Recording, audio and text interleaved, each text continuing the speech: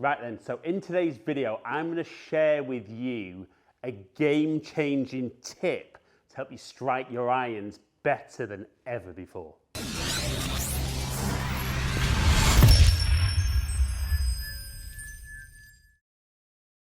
So the idea behind today's video actually came from one of my lessons. Now, I've been working with the pupil. I'm not going to name him, but he'll watch this video and he'll know who it is. Been working with him for a while, and as a general rule, he can get the ball in play.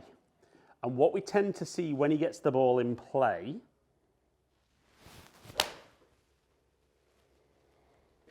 is that he gets a fairly straight shot. On that one, I've managed to get my low point just fractionally ahead of the golf ball. But as a general rule, he'll tend to get the low point a little bit behind, maybe catch the ground a little bit or miss the ground and thin it. Doesn't really top it, but just generally doesn't get the kind of distance on the good strikes and maybe not enough of those good strikes. So he's very, very aware that at impact, he gets the club kind of too straight up and doesn't really get enough shaft lean at impact. So then the little danger is, we could see from that shot that I hit there, he's generally quite good squaring the club face up doing that.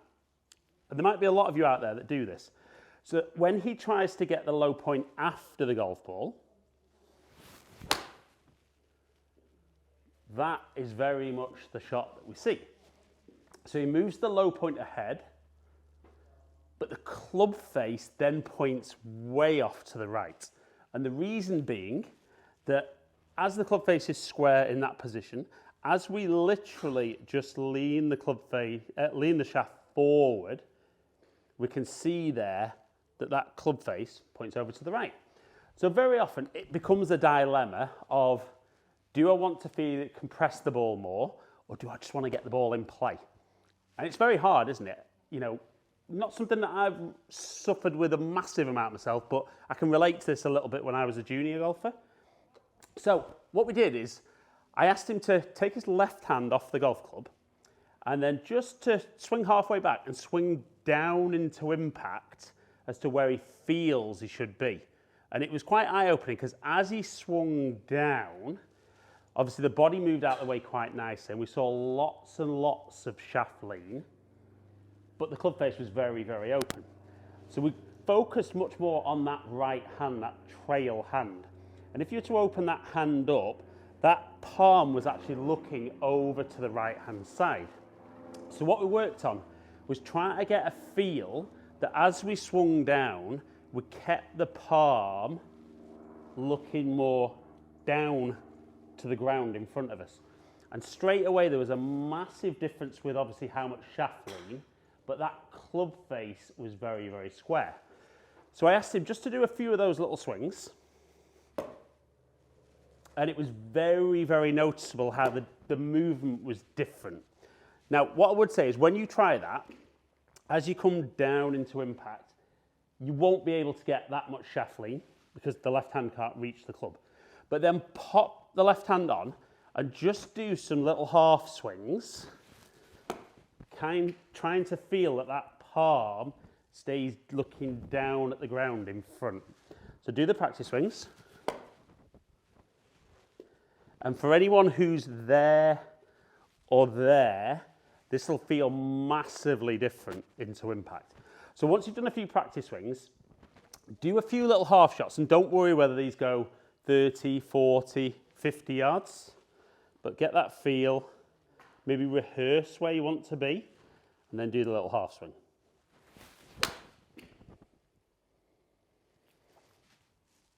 You can see very low. We can see that the low point way ahead and the club face very, very differently. And it was interesting because in the lesson, he literally, the first one of those he's hit was like a light bulb moment. He went, that's a really, really different feeling through impact than he'd ever had. Certainly that he'd been aware of. So we did 2 or 3 of those little swings. Definitely trying to feel more palm looking down to the ground. And it was just, I mean, absolutely game-changing with moving that low point much further ahead than we'd ever had.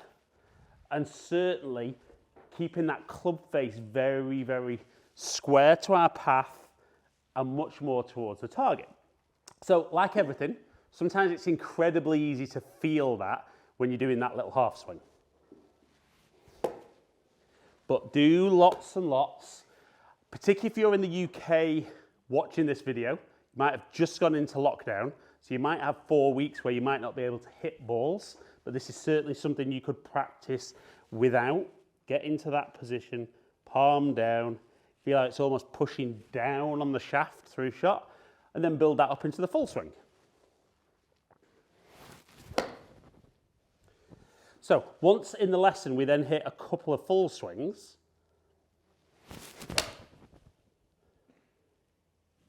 It actually blew his mind how far he was hitting the ball. So you can see there, even for me, that's a long way forward with my 7M from a low point. A really nice, strong club face. And obviously, guys, we're all very aware that if you can present a little bit less loft impact, as long as that strike's maintained, we're going to increase our ball speed and therefore increase distance. Like I said, just absolute light bulb moment, real game changer. So again, we're going to rehearse where we'd like to be. And there's nothing wrong, even though impact is a dynamic position, there's nothing wrong with just rehearsing it as a static position. Take that left hand off. It's very, very easy with the right hand to get that feel. And then put that into that full swing again and enjoy.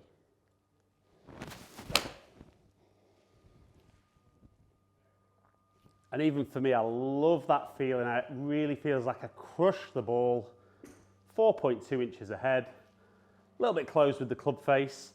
But all in all, if you're somebody who struggles getting that low point after the golf ball, and when you do, that club face is way open to the right, get that feel with that trail hand through impact, practice those little half swings, build it up into the full swing, and absolutely that could be a game changer for you. Right then guys, hope you've enjoyed today's video. If you have, like it and share it, comment below and I'll get back to as many people as I can. If you have enjoyed today's content and you really feel it's making a difference to your game and you don't currently subscribe to my channel, please consider clicking the button below, ring the notification bell, then you find out whenever I drop a new video.